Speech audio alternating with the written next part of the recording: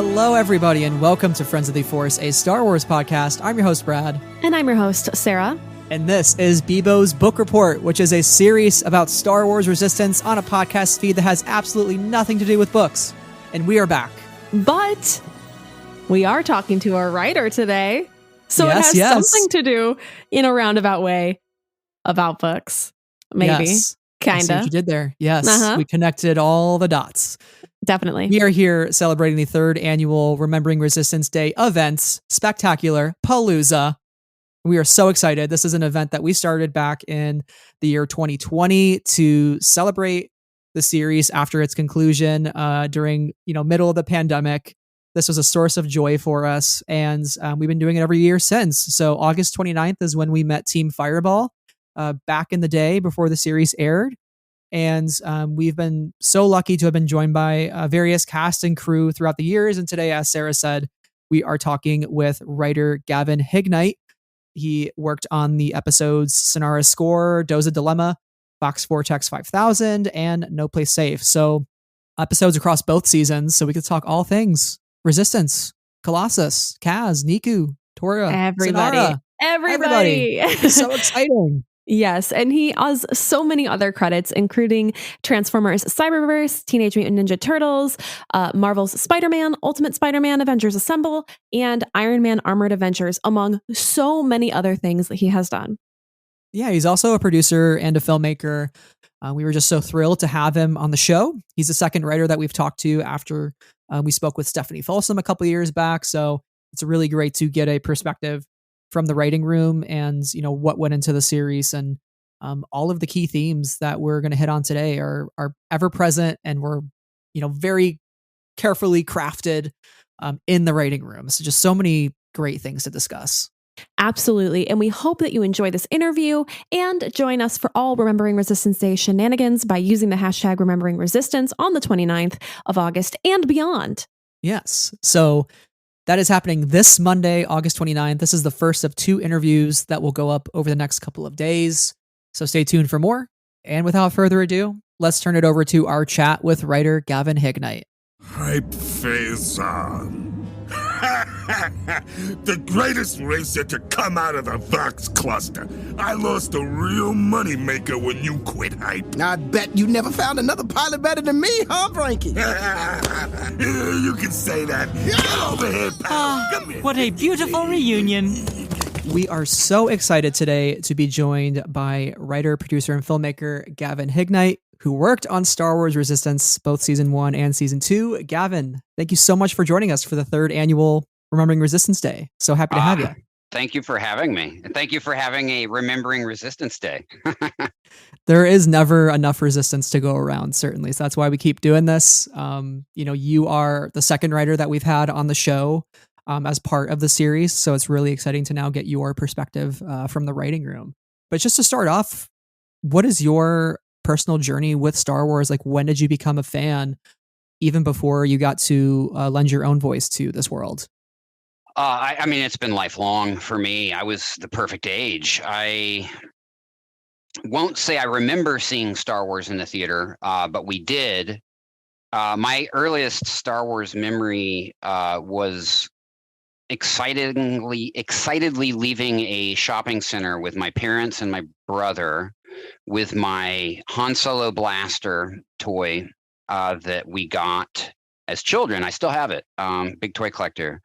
That's probably my earliest, but my earliest cinematic Star Wars memory is definitely seeing Empire Strikes Back in the theater. That and I think Raiders of the Lost Ark are two of my earliest film memories. And so, yeah, of course I loved it, and there was a big drought after Jedi, and I was one of those people that was really excited when they tried to do Shadows of the Empire. I love the Timothy Zahn Thrawn trilogy. That kept Star Wars going for me. The prequels hit. Like everybody, mixed feelings. There's things I loved and things I didn't. Ewan McGregor as Obi-Wan was definitely one of the things I loved in the prequels. So, having that show and him come back recently was a real treat. But yeah, lifelong. And I started writing when I was seriously taking it, oh, I may want to do this, or I have to do this, when I was about 15 or 16. My friends and I were creating our own role-playing games and stuff. Never in my wildest dreams would I think, all these years later, I wanted to write and make films, but I was also reading comics and watching animation and, enjoying sci-fi and horror and stuff. I kind of didn't realize that the two would overlap at one point. So yeah, my journey to resistance, lifelong. I didn't take 1 second of it for granted while we were working on it. I couldn't believe, I kept pinching myself. And I think Brandon felt the same way, who, I'm very thankful brought me in on it. We would often look at each other and be like, dude, we're at Skywalker Ranch. We're breaking story at the ranch. Like, this is it. You're at the place. The place. The place. Yeah. What is it, Star Wars, Indiana Jones, what was it that really brought you into the world of geekdom and fandom and nerdity broadly? Well, I think I was really spoiled because I didn't even understand, those were my first film cinema experiences. And I mean, arguably some of the best films ever made in the history of film. So in a way, it's just kind of like, how could I not get set on that path, by these awesome films? Both my brother's 4 years older than me. Both my brother and I have been lifelong science fiction fans, and I think a big part of it for me is the escapism. As a fan, the escapism, and then as a writer, I disappear into these worlds. I don't think about my day. You tune out. I think what's interesting though is the older I get, the more I realize we're working through, commenting on, and processing real life problems through science fiction anyways. Yeah, definitely. But when you're a kid, it's more about, I love that spaceship, or God, I wish I had a lightsaber. And that stuff's important and cool too. But then the lessons of what we should fight for or not fight for, or how we should carry ourselves, or what we should be afraid of or aspire not to do with technology. All those things, they're in there too. Yeah. Mm-hmm. That's my favorite thing with science fiction is the fact that it can tackle all these big problems that we're dealing with now in a way that feels fresh and feels eye-opening and allows us to really think about it without putting our walls up. Totally. Because it's a hot button, right? People get there, and they won't listen, but maybe they'll absorb a lesson or empathy or understanding if it's in, wrapped up with a speeder bike chase and a blaster. Exactly. Yeah. No, I'm always, whenever I'm reading a Star Wars book, I'm like, the allegory. It's all there, every time, as if it's brand new. Yeah, totally. And, which makes it hard to write. Sure. Those stories are not crafted, lightly. There's a lot of scrutiny on many levels. So, yeah. You said you got the writing bug around 15 or 16 years old. What was it that finally clicked for you? Was it maybe revisiting some of those critical films of your upbringing, like Raiders and like Star Wars? Or was there something that you saw on TV where you really went, oh, okay, something clicked? You're like, okay, why does this story make me feel this way? And maybe you start to think about how writers can bring these stories to us. What was it for you? Thinking about that, I was always in go mode. I was already in produce and make mode. So at a very early age, junior high, that meant, okay, our audio video club or whatever it was at the junior high has a video camera. Let's check it out. And we were making really crappy horror films on VHS at a young age. And so I was already experimenting with, narrative, storytelling on a screen way before I tried to write a script, which probably would have helped. And And then I mean, maybe it's good to mention, I almost failed out of high school. I grew up in Colorado. It's a sports town. It's not an entertainment town. Nerd culture was not the giant that is now. So I was like a nerdy, artsy kid who had no tribe. I had no people. I didn't, and I lost my parents at a young age, and I was just like a ship, adrift. And I had found a film program in a neighboring school district, and it just I'm going to go do that. So worked out what we had to do, and I would drive outside of my school district every morning to make this 7 o'clock film school. And that's honestly what turned my life around, because I had a reason to get up in the morning.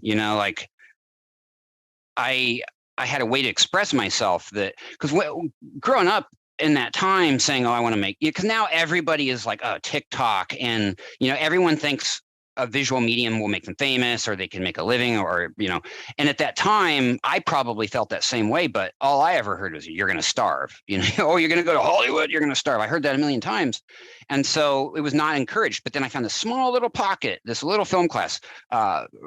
Robert Newman, my teacher, who I'm friends with to this day, and I credit to keeping me from being a high school dropout, treated it like a little studio.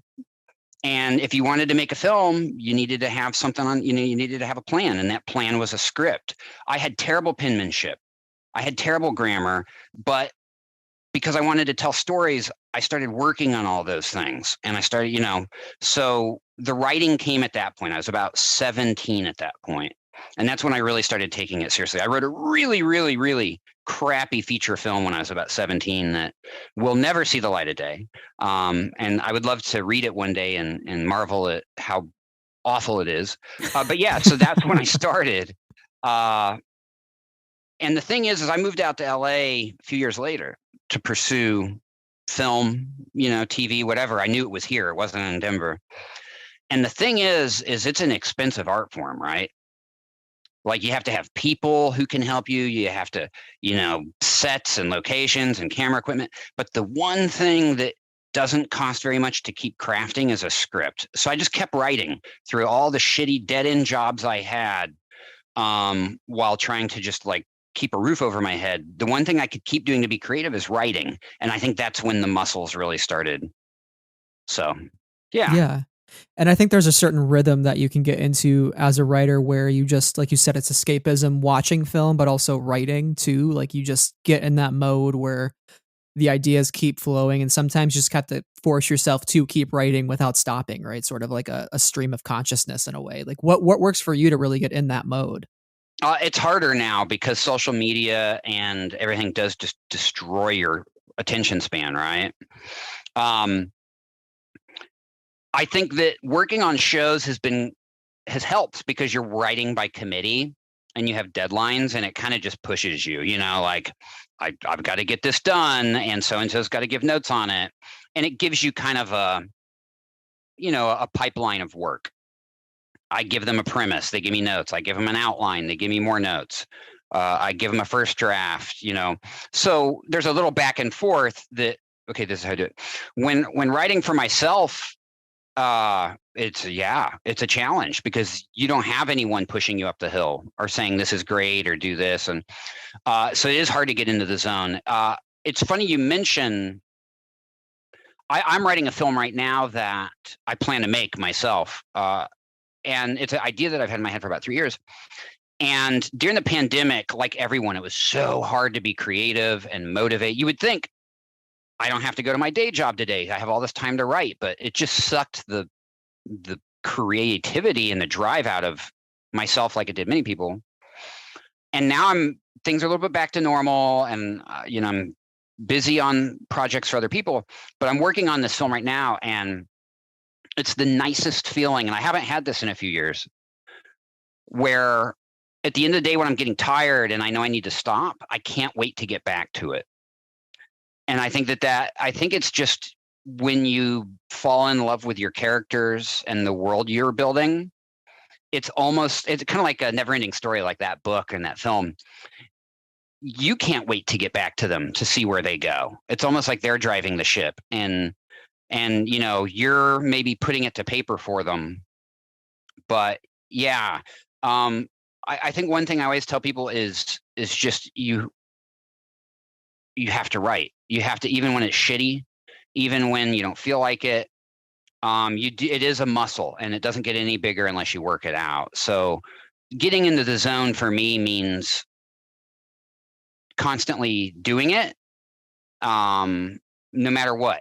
If I'm writing a short story, if I'm writing a poem, if I'm writing maybe a panel script for a comic I'd like to do, writing a panel script for a comic I know I'll never get to do, or, just the exercise, the ritual. I also have to say, so if coffee disappeared, I might be screwed, because it's part of my ritual now. Like oh my gosh, I'm right there with you. Brad, I was think like, about Brad that. knows. Yeah, we were just at C2E2 every morning. We're getting the iced coffee. She's like, how do you function? I'm like, this is how I function. See, I don't really, I'm not somebody who uses or drinks caffeine like at all. And so it's very rare. You. I don't know how I function, but like I do. And like, then I have a little too much caffeine, and then I'm actually like shaking. Like I have to go down and take a nap, because that's the only way I can keep functioning after that. Yeah. So yeah, but no, I understand it, because when you're in that ritual, you're in that routine, and it boosts you, it puts you on the right path. Totally. Yeah, it's interesting. I have shifts. I write in shifts. And I try to get good exercise, once, all those things, all those corny things, like, healthy body, healthy mind. I do believe in all that. My first writing break came from doing Kung Fu. I always joke about that. I've been writing, all this time. No one had ever seen any of it. So all this, I'm sure, brilliant stuff in 3-ring notebooks. But I was trying to make my own comic books and trying to figure out how to break in. And out of just my own interest, I'd been doing Kung Fu for about, at that point, maybe 3 or 4 years. And one of the senior members of the class, who's a really nice guy, who often would lead the class when our Sifu was not around. When we're in that environment, you don't talk about your day job. You don't talk about what, you're there to practice. But one day after class, we were kind of shooting the breeze. And I mentioned, I'm working on this whole comic book. The gentleman, his name's Mike Bryan. He's a story editor on the 2003 Ninja Turtles animated series that used to be on Fox. And it just so happened that they were in a pinch. They needed a writer. And he gave me a break. He saw my stuff that showed to him I could do a narrative story. And how funny is I'd worked out with him for years and just not even known that he was doing that cool work, that this part of this world I wanted to be in. And so, yeah, I can thank working on the Ninja Turtles to actual Kung Fu. That is an excellent story. And you're like, Isn't yes, and it all comes together in a nice bow. I know. I guess if I was studying ninjutsu, it would have been absolutely perfect, but at least it was a fighting art. Right. You have worked like in so many of these memorable franchises, including, Teenage Mutant Ninja Turtles, Transformers, Lego, Marvel, Star Wars. What speaks to you about these sorts of projects and playing in these sandboxes? And as a fan, is there one that you're like, oh my gosh, I'm really excited to write on this one? I mean, all of them, really. Turtles was a really big deal for me. I was a big fan. I was a big fan of the comics and of the toys growing up, not as much the original animated series, because I liked the edge that the comic had. And the Turtles, I mean, they were my start. And then when I got to work on the 2012 series with Brandon, it's been hard for me to top that experience, because I've gotten to go on to do a lot of really cool stuff with a lot of cool creative people, but that show in particular, and it was just like, I always say we were like this big mutant happy family, like all the mutants came together. So it was special in that way. I think I've had a interesting journey with Transformers that is a little longer than on my other projects. I got to work on Cyberverse for 4 years, and I got to work on War for Cybertron for 2 seasons scripting. And the just atrocities of war through the perspective of fictional robotic alien species is, I could still tell those stories. I could go back to Transformers in a minute because I find their conflict and their world so fascinating. Optimus Prime, there's moments in my career that I pinch myself, and one of them was writing Transform and Roll Out. Optimus's big catchphrase. The other one was writing Hulk Smash. I mean, I was like, I'm writing Hulk Smash. I'm typing it. I can't believe it. And then, Star Wars. It's, I mean, I don't even, in a way, have to explain this because I think you already know. It's transcended entertainment culture. It's part of our culture. I mean, there are people that it's almost religion for them. How do I even put it into words? It is a very special universe to get to take part in. And definitely I never take any of them lightly. But that one, it's a lot of responsibility and a lot of, you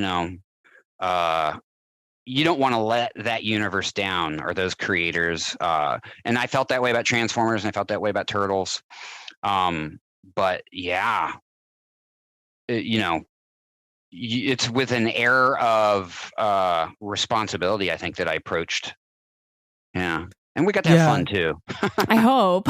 Yeah. I mean, that's the most important thing, right? Is as you're doing the work, having fun along the way and also stretching yourself in new ways creatively as you work within these well-established sandboxes, because you kind of have to find that balance. And with Star Wars, obviously, there's such a respect that people pay to the universe and what's come before. But I feel like with Resistance in particular, it was so many new original characters. So at least from a viewing perspective, it feels like the creators could really work in work within that sandbox, but create something so vastly new and original, something that looked different, that looked more noodly and had this like cell shaded animation style that we really hadn't seen before. You mentioned that you got to, you worked with Brandon on the Teenage Mutant Ninja Turtles. That's where you guys had first worked together, I imagine. How did you find your way to Lucasfilm to start working on Resistance? I know you said initially in those first meetings with Brandon, it was kind of surreal, but like what eventually got you there and how did you react when you found out? Yeah, for sure. So actually, I go all the way back to a Marvel show with Brandon, which is called Iron Man Armored Adventures. And that's a really neat Marvel show that I don't think a lot of people saw. A gorgeous animation, great technical design, great animation. We had worked on that for, I think, 2 seasons. And then Turtles, I joined him on season 2, went through all of it. And as he was, I knew where he went. I knew what he was building. I knew it was Star Wars, and I knew I was excited about it. I was lucky that I had the writing samples and the credits to be taken seriously when he brought my name to the table. It's, as you can imagine, a very, very competitive universe and show to get in on.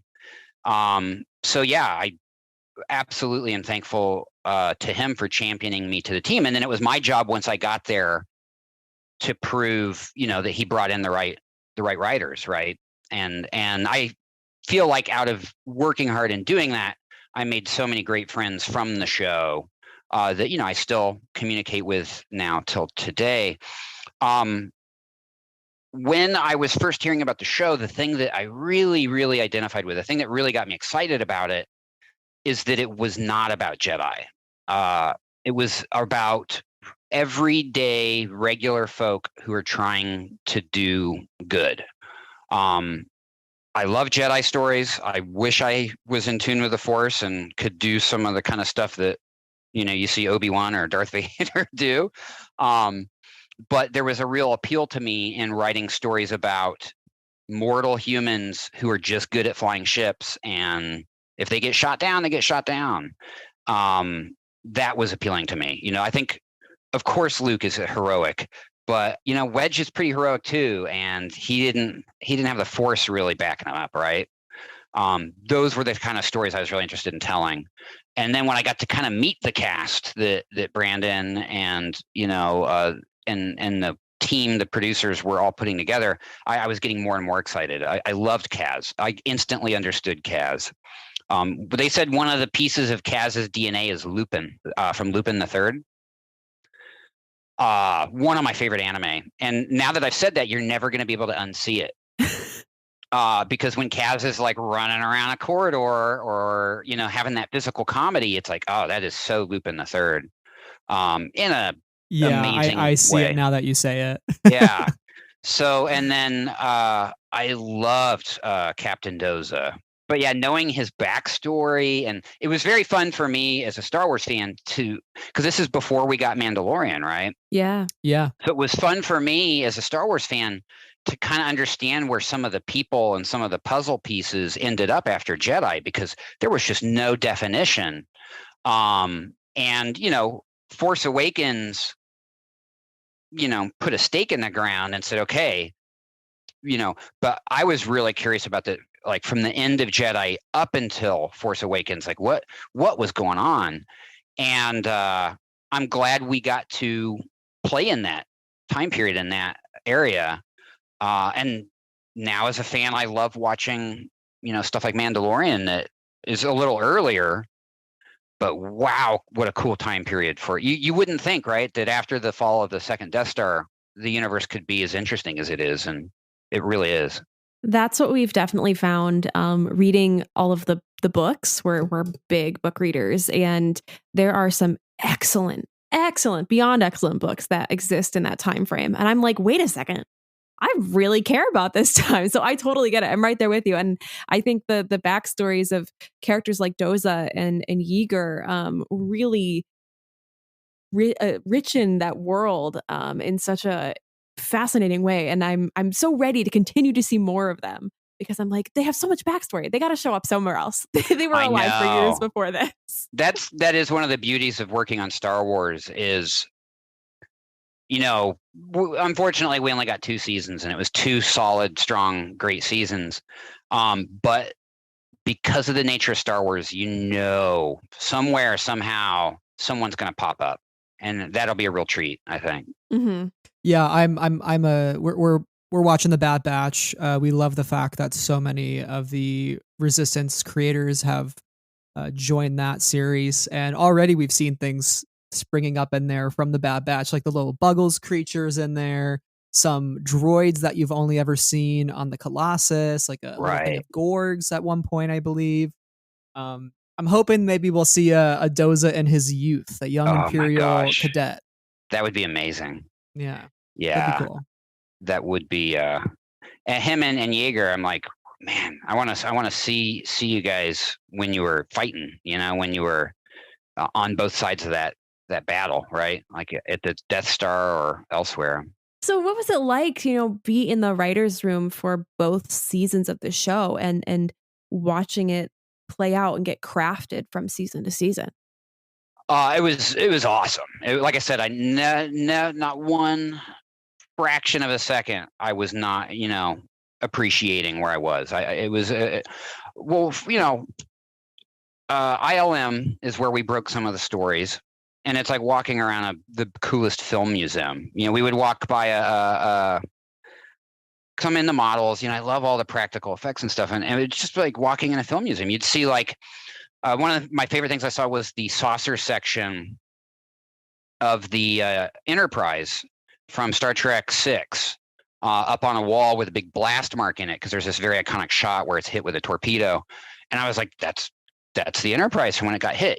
So you're walking around these corridors that are just filled with the kind of film history that inspired you to even be there. So that in itself is conducive to creativity. And then you're working with super, I've said this before, but it is a great analogy, is, usually when you're working on a project, there's somebody who's like the smartest person in the room, and they stand out. But when I was working on Resistance, everybody was the smartest person in the room. It was hugely intimidating, from the exec side to the other writers that I was there with, to the producers.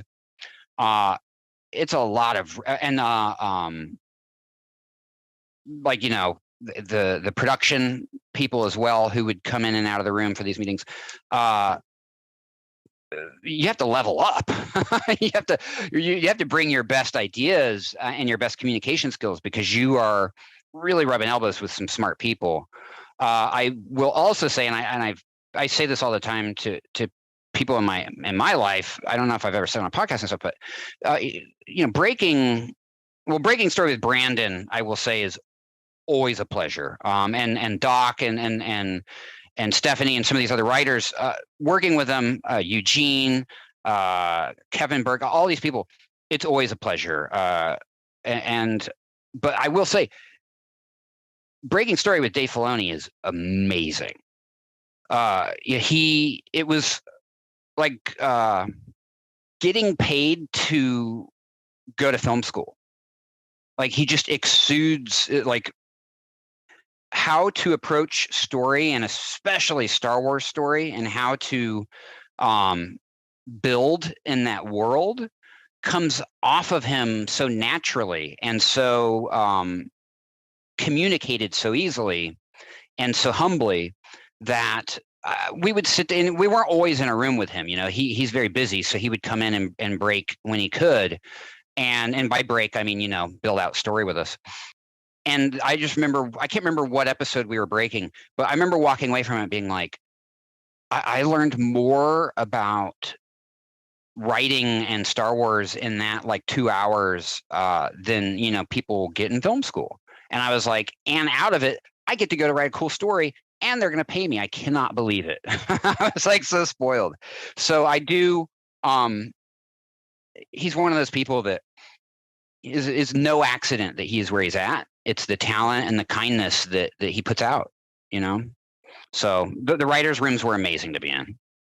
Yeah, no, Dave learned from George, and now I feel like Dave passes on that knowledge to the next generation, of filmmakers and storytellers, especially within the animation realm, because as he's moved more into live action, right, I think other people are filling now animation when we talk about like Brad Rao and Jennifer Corbett and who are at the top of Bad Batch. And as we get more shows, like, who are going to take over those new animated projects that come down the pipe? Totally.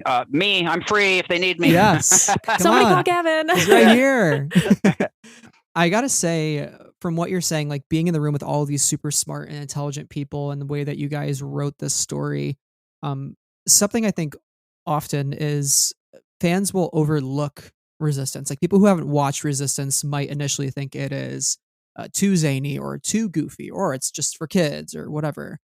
But in reality, I think it still speaks to so many of the major Star Wars themes that we see across the saga in every story, whether it's especially to Resistance, oppression, class, identity, figuring out who you are in wartime sort of vibe. Were these like all ideas that you guys were very conscious of as you crafted the story? And like, how do you make sure, like, what kinds of ideas are important for you as a writer to include for younger audiences, but also that can appeal to all ages? Yeah, I think I'm kind of frozen when I think story in kind of a PG-13 zone. I approach story in that zone because kids are way smarter than a lot of people give them credit. And I don't think you have to dumb things down for kids. So can it have humor? Of course. Can it have, and Resistance is a very bright, like visually the style, it's a very bright show. It's very colorful. And it does have humor in it, which helps, I think, digest some pretty serious drama. And that's the thing, is humor is a great tool for when you are telling, dramatic or dark stories. And, Brandon gets that better than anyone I know. If you watch Turtles from beginning to end, or you watch Resistance from beginning to end, you cannot come back and tell us it's not a dramatic story with stakes and emotion and some serious revelations. It's funny that it's not funny. It's just so bizarre and strange that we were writing a show about fascism creeping in and the general populace not noticing it. And then look at America in the last 4 or 5 years, fascism creeping in, a lot of people not realizing it. And, you know, when I was a kid and I saw Star Wars and Darth Vader and, you know, the stormtroopers were the bad guys, I just thought of them as, oh, they're the bad guys. They do bad guy things. And, you know, now when you revisit it, you're like, oh, but, you know, especially with the prequels, you're like, oh, but, you know, there are people who thought they were the good guys and they kept overreaching and they kept taking away rights. And so I'm proud to have worked on a show that kind of demonstrates the erosion of freedoms for people in a kid digestible way, hoping that, well, one, it just needs to be a fun show and it needs to inspire people. But also, if a byproduct of it is kids who grew up watching it are like, I don't want that for my community. I don't want that for people I know. I don't want, you know, if my friends are Rhodian and stormtroopers are rounding up Rhodians on the station, I don't want that to happen. You know, it's crazy some of the important dark subjects we were able to tackle on it because it was wrapped up in a shiny, bright package with racing, right? So I don't mean to ramble or go too political about it, but yeah, it was interesting to be able to tell the story of, because, you know, by the time we see the first film with Poe, Force Awakens, you know, First Order's kind of already clamped in, right? Yeah, about to make the big move. Yeah, totally. And to be able to go a few months before that and show the escalation, really, as a writer, a real treat. And yeah, real proud to have gotten to participate on it. As for character and like adolescence and coming of age, you know, one of the first 2 episodes I wrote had I was so pleased because there's a lot of pressure in some of the other projects I've worked on to have action, action, action, sell toys, sell toys, sell toys. You know, make it funny, but action, action, action. And it was a kind of a shift in gears for me to work on Resistance because story mattered above all. The character mattered above all. And I remember getting to write this whole sequence where Tam and Sonara and Tora are bonding. And it's like everyone's kind of excited about Sonara because she's the new one in the group. And you almost kind of get a feel that Tam has a crush on her. You know, Kaz kind of crushes on her, but is a goofball. So he's kind of excluded a little bit. And writing that for me was so enjoyable. Getting to channel the kind of angst of, you know, finding, because we all, at one point of the painful journey of getting through adolescence, have those friends we want to impress, or that we don't know how we feel about, or we feel invisible to, or we feel our other friend is taking away from us. And putting that, you know, through the lens of Star Wars on the Colossus was, I always remember that as a highlight of being a writer. Were there any characters throughout your episodes and just throughout, you know, breaking story with everybody that you really loved diving into most and getting in the headspace and figuring out what's going on in their brain the most? Oh, Sonara for sure. Yeah. I really, really got, and Brandon, it's not an accident. He knows his writers, and if he starts someone on a path, he will bring them back to keep that path going. So it's not an accident. You know, it was I'm sure it was part of his design that I got to tell a really good Sonara story. And then, you know, we have another Sonara heavy story. Have the same person work on that. He did that with me on Turtles with Raphael for 4 seasons. And it's almost like if you see an episode where Raphael's going to cry or actually admits he has emotions, odds are I wrote it. And that's pretty awesome that I got to break that iceberg of Raphael's tough exterior. Same with Sonara. You know, I got to, you know, I love characters that, you know, when we introduce them, are they villains? Are they, you know, we don't know where they stand. And I loved that I got to kind of take that journey with Sonara and put in my own, whatever it is to bring her to life, along with, the producers who had the vision, and Brandon, and the amazing actress who brought her to life. So yeah, I'm really, really fond of that character, and I was so excited they made a toy.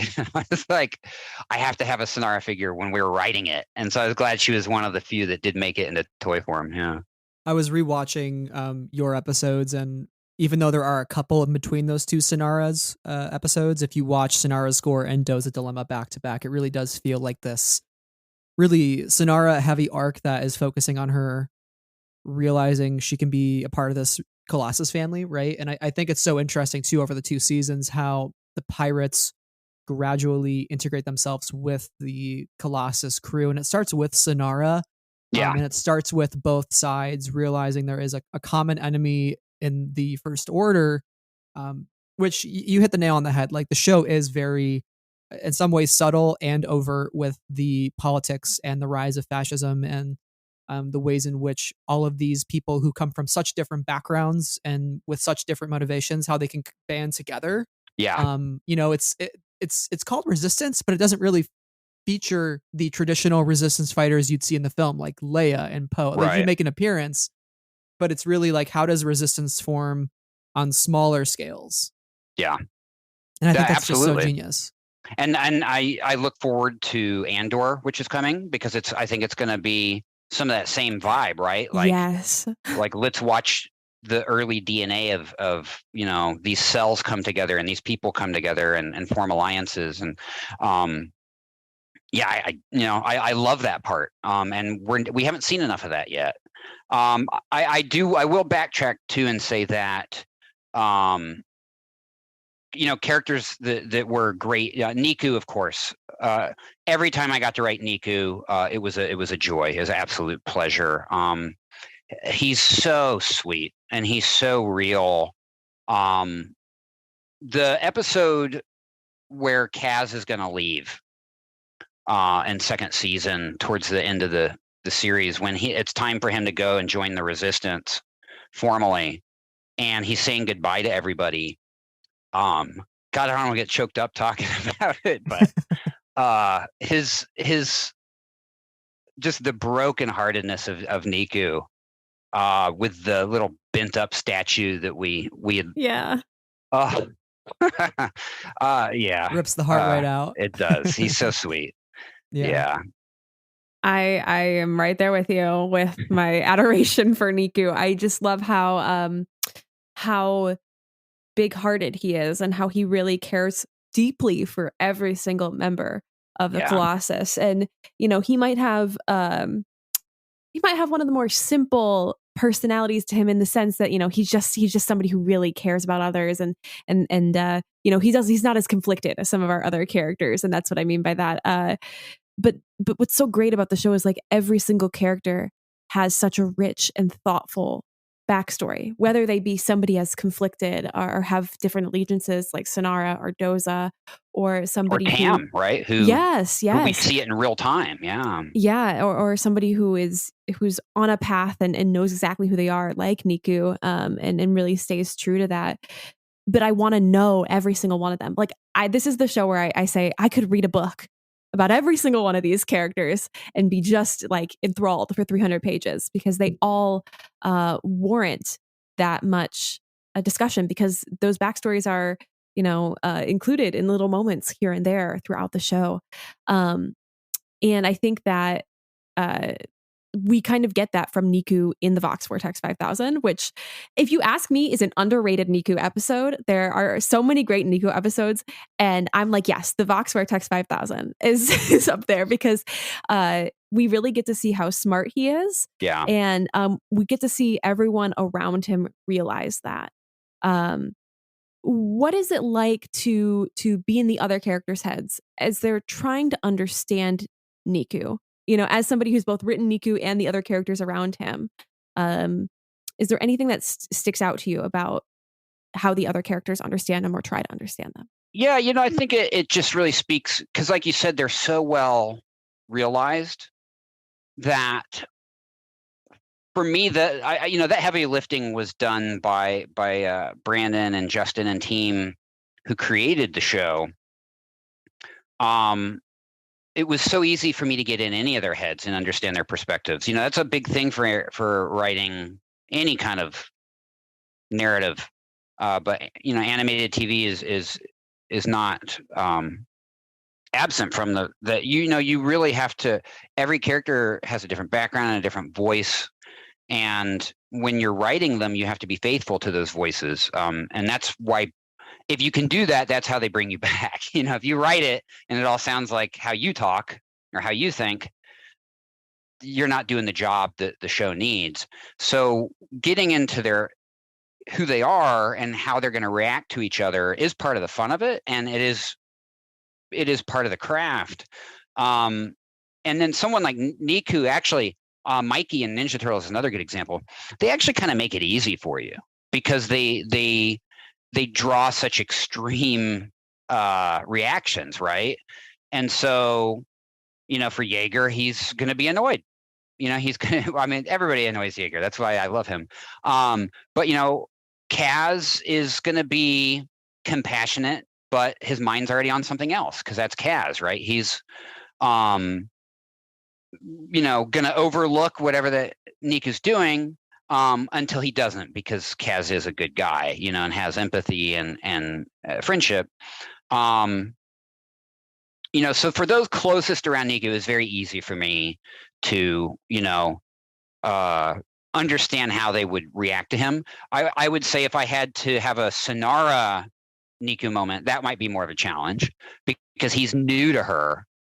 And, how would she, she'd probably just kind of write him off as a goofball, right? Or, she might not. Plus, she's also a character who doesn't really, she's she's survived by not showing how she reacts, right? Like that's kind of, so there's all those little factors, but long ramble short, I think that was actually probably easy to approach because the characters were so well constructed by, the head writer and producers. And I always just thought of Niku as, almost like high functioning, like he's brilliant and there's so much going on in his head that, how to relate to people, that's the last thing on his mind. He's thinking of a million other equations in ways none of us do. And I have friends who are like that, and they're brilliant, and they're sometimes a pain in the ass to communicate with. But wow, do I envy how their brains work and how they approach problems and problem solving in ways that, I never could. I'm pretty simple. So I'm like Kaz. I just run from it, or I run at it. Arms flailing and yelling. Yeah. I have to give Kazism. a shout out to Christopher Sean as well. I had not met him. I'd never met him. I felt like I knew him. In animation, I've written so much dialogue for people I'm never going to meet. I'm never going to be in a room with. And I felt, because I was so close to Kaz, that I was close to Christopher Sean. And I'm so glad that after meeting him and becoming friends with him, it's like I get to be friends with Kaz in this world. He's a really sweet, brilliant, goofy guy, and really, really glad for Resistance, putting friends like that in my life. Do you feel like as the show went on, like, initially when you're writing those first episodes from season 1, I don't know if you had the performances to reference when writing, but by season 2, obviously you have a reference in mind. Does that change the way you write the characters, knowing, okay, I know how Christopher Sean as Kaz talks, or I know how Josh Brenner as Niku talks? I think definitely. Yeah, I think definitely it helps. And like, for instance, Transformers, I knew how Optimus Prime sounded, right? Because there was already history. So on the beginning of a show that's new, it is definitely a challenge. Because, but that's, I think, where the head writer really plays a strength, is they're going to know, because they know the vision. It's their vision. And they're guiding not only that vision on paper, like if they're like a showrunner, you know, exec producer, like someone like Brandon, they're seeing that vision through all.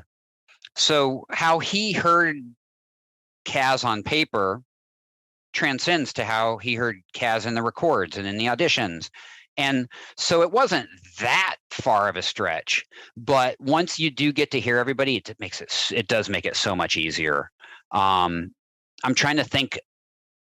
I'm looking at the cast and I'm like, is there anybody who didn't sound how I felt they sound when I was first writing? Maybe Hype. I don't think I knew who Hype was till I heard, Donald Faison bring him to life. And then I knew. And then it was like so definable. But I think in those first scripts, I almost maybe thought of him as like Malfoy, like in Harry Potter, because he is kind of like he's kind of a antagonist in the inner circle, right? He's like this jerk pilot that, Cav has to deal with. And so I maybe thought of him more in the lines of like more villainous, actually. And then when I heard how he was brought to life, I was like, oh no, I get it. He's not that at all. He's Hype. How do I say it? Right. Yeah. He's his own person. He is. He's his own hype man, literally. He is. Exactly. Perfectly named. And I will say, I didn't get to really do much with him until the big asteroid race, the Vox, what do we call it? Vox Vortex? Vox Vortex 5000. Lots of V's, lots of X's, couple zeros. But yeah, it was fun to kind of give him a little more real estate for me, because I just hadn't got to really visit him in any of my other episodes. So I was glad I got to work with him in that. And you can see a little range in there. He's not just, there's a point where he feels really bad because he got everybody in the thick of it. So yeah. Is there anything that, like, when you think about viewers and when you think about, the 2 seasons overall, is there anything that you hope viewers of all ages or any age take away from the show? I think that just what a complete piece of the universe it is. I think that we were up against a lot when the show came out. No one knew we were on. We had a terrible time slot. It was this really weird transition time between Disney Channel, Disney XD being where people go for their entertainment, and the launch of Disney Plus. We were kind of lost in this no man's land between those media outlets, right? So it's frustrating to me that I always tell people, I'm like, oh yeah, I watched, I got to work on Star Wars Resistance, and I always follow with you should check it out, because a lot of people have not seen it or know about it, and it's arguably some of the better continuity in the Star Wars universe than other shows. I'll say that. I would agree with that completely. Thank you. Yeah. I think that you go on a journey with Kaz and Team Fireball that has a very distinct emotional resonance, beginning, middle, and end. And like many good things, it ends in a way that leaves you wanting more, and being able to, before the podcast started, we were talking about Star Trek Deep Space Nine. And one of the things I love about it is it ends in a way that feels like an ending, but you can't help but wonder, what do they do next? What other adventures or stories do these people have? And, I might be biased because I worked on this and I love the characters as in like their family. But I do feel like we gave people Star Wars characters that when it ends, you want more of, and you want to know where they go next and how they fit in. I will totally agree with that. You've definitely, in my opinion, you all accomplished that, because I cried at the end of the series, and I was so sad it was over because I just loved them so much. And I know that they are going to continue, at least in my headcanon, Yeah, same. to do great things and to be these wonderful people in this great community. And that's the magic of the show, is that they build this community, and it will continue. Yeah, I thank you for saying that. And from the inside looking out, I felt the same way. Well, as we start to wrap up the interview here, you have some work that you're doing right now that you've been involved with. First of which, you were just at San Diego Comic-Con and you had a panel about toy making, because you and Chris Doc Wyatt, who's another fellow Resistance writer, you both are co-founders of Wandering Planet Toys. Yeah. Would you speak a little bit to what you guys are doing there, and what our listeners should know about it? Yeah, totally. So yeah, Doc Wyatt, producer, showrunner, animation writer, toy collector, like myself. We just love all this stuff, and we love all kinds of shows, and we collect toys, and we just started thinking about the shows that we love that have not had toys, or and there's a great science fiction / spy show from the 1960s called The Prisoner. Highly recommend it. It's only one season. It's a very brilliant show. And it never got toys. And Doc and I were like, let's change that. So we, fumbled our way with help from friends in the indie toy community through assembling and understanding how to approach manufacturing of a toy line. We worked with Louis Tucci, who's a ZBrush sculptor who sculpted wonderful Prisoner figures for us, and we took it to Kickstarter, and that's kind of how Wandering Planet Toys began. Is a bunch of awesome people who trusted our vision because we didn't have any toys yet. They backed us so we could make The Prisoner, and so much so they set us up to be able to do a wave 2 of The Prisoner, and we're actually going to release some. Actually, in a month or so, we're going to announce another toy line that we're going to do. And so basically, we love telling stories. We love animation. We love TV and film. We're not going to not do that. But on our nights and weekends, because we clearly don't like to sleep, we're just going to keep making toys of cool stuff, that no one's made toys of. And kind of, it's our way of paying tribute to these things we love. And to tie it back to Star Wars, we're very much right now approaching them in that retro Kenner 1982, 1983 5-point articulation kind of vibe. We're just using modern sculpting and paint techniques to, make it the highest quality retro that people can get. So it's been fun, and I look forward to making more cool toys. Yeah, and we'll definitely link it down in our podcast description as well, so people can go check it out and see what you got going on, especially when that new project gets announced. Oh yeah. Yes, and I will tease something for those who like reading a lot. It's a very literary IP. Books on this podcast. Wait, what? Yeah. On your blog, when I was reading about the company, you said here that anybody who knows you knows that you refuse to grow up and old, and the best way to do that is with an action figure in hands. And I couldn't agree more. That's why I buy so many Funko Pops, and I buy things that relate to my fandom. Because I often think a really fun way to interact with your love of something is to have it physically in your hands. Yeah. And that's why collecting is so popular. And I think it's great what you guys are doing. So thank you. Yeah. And it's very clear it's coming from someone who loves this stuff. I mean, we're making them for our own toy shelves. I can't wait to put these figures on my shelf. I had read something someone was analyzing. I wish I could remember and cite who it was, but they basically were talking about why science fiction toys are so popular. And it's because we can't touch those things, right? They're not tangible to us. I can't.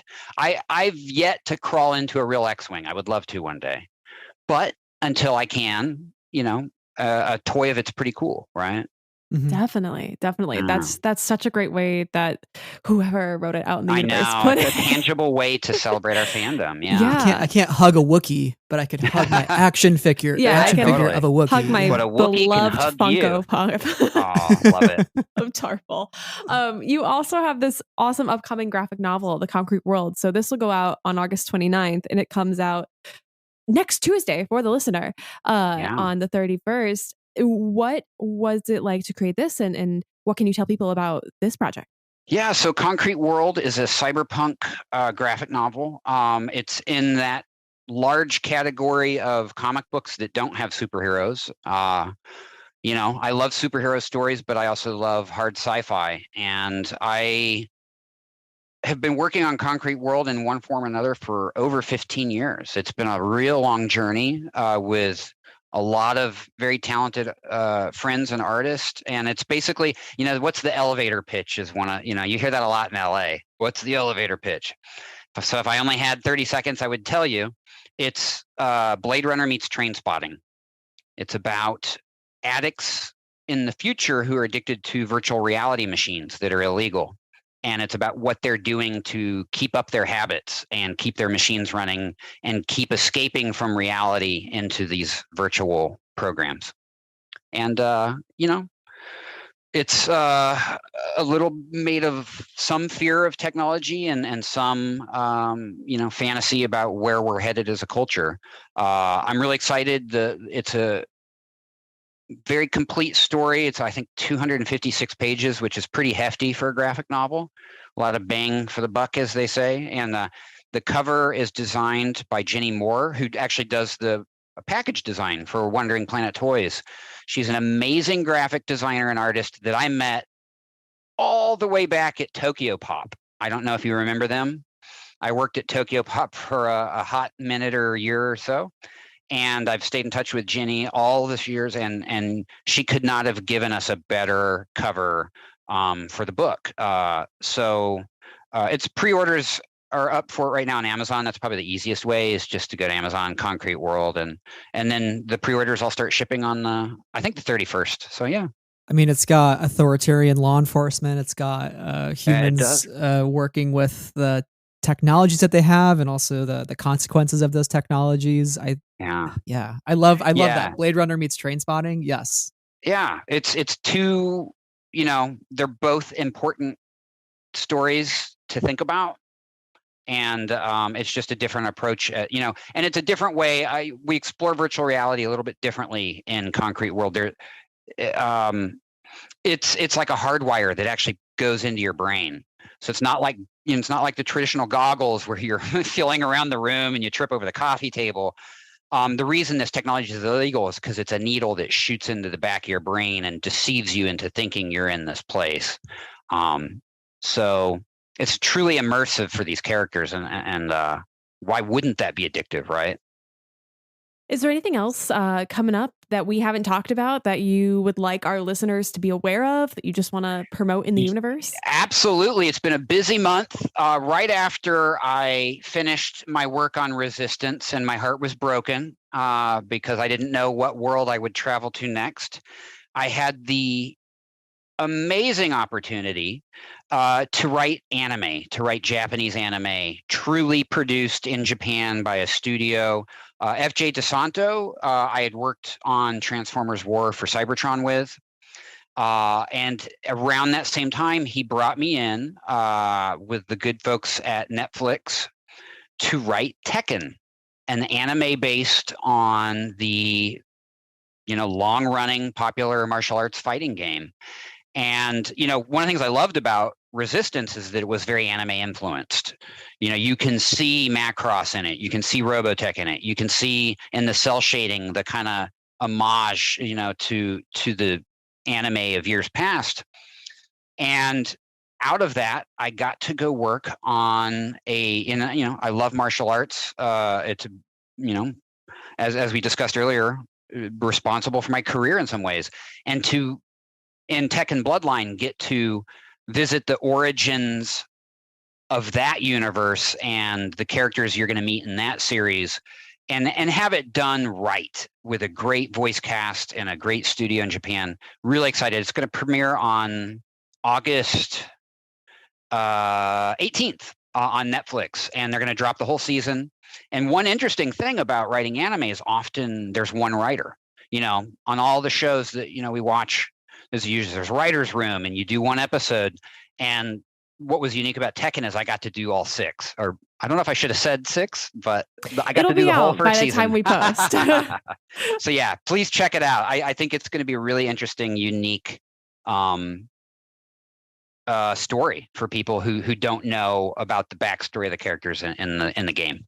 Yeah, I'm gonna have to check it out. I feel like there's been a lot of anime projects happening on Netflix in the last few years, getting more people exposed to that storytelling. And anime too within Star Wars, relating it back. Visions was such a wonderful addition to that franchise. So I'm a little bit more in an anime mode, so I'm going to check this out for sure. Awesome. Yeah. And it's because of Netflix that people like myself are getting to do this. They've literally connected and opened up doors with studios in Japan that have never been opened. So I'm really thankful to be one of, on that wave of American writers that are getting to play in these universes. Yeah. Now, if I could just get to do a Star Wars anime. Oh my gosh. All right. Yes. Well, James Watt at Lucasfilm said the future of Star Wars anime is pretty bright. So who knows what will come down. That is a direct quote. We do expect him to follow through on that, or else we'll be very sad. Yes.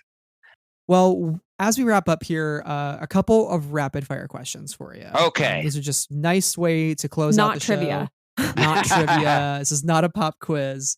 You might have alluded to it earlier, but what is your favorite Star Wars movie?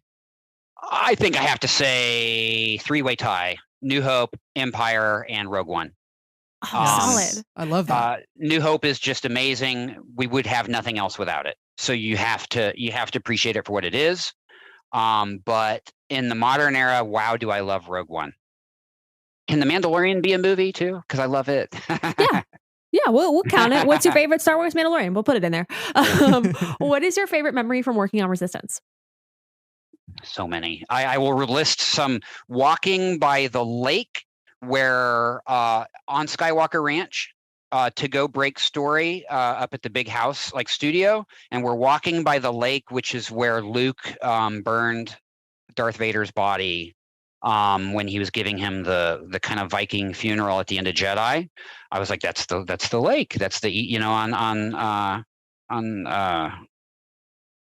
oh, my brain's done. The Ewok planet. Endor, thank you. I'm probably never going to get another Star Wars gig after that. And then also, when we first started the gig, Justin, the visual guru behind Resistance, they had ILM build a model of the Colossus that would sit on the writer's room table when we broke story. And it was the Colossus above water. And, I would marvel at this beautiful model kit every time I went to write. They always had it out so we could see it. And when I found out that was just the tip of the iceberg, literally, that there was more underneath and that thing was going to leave the planet, wow, was I excited. I could cry right now knowing there is a model of the Colossus. It exists and it was made by ILM. That I've never known that. That's incredible. I'm glad I gave you one that, and it's beautiful. It's beautiful. I believe it. Wow. I believe it. Wow. What is your best piece of writing advice? Write often. It doesn't matter what anyone tells you. You write for you. You write for you first, always. You craft it and you hope you can let other people in and other people enjoy it. But at the end of the day, if you write in a notebook your innermost thoughts or a story that no one's ever going to see, but you do it every day and it makes you happy, that's true writing. You don't have to get paid to be a writer. I don't believe that garbage. You write for you. I fully agree with that. It has to come from yourself for sure. Yeah, and for yourself. It's right. Exactly. It's a journey you're getting to take. Yes. Finally, what does Star Wars mean to you? Wow. That's a question. I think no spoilers. That's been on my mind a lot because of project I'm working on.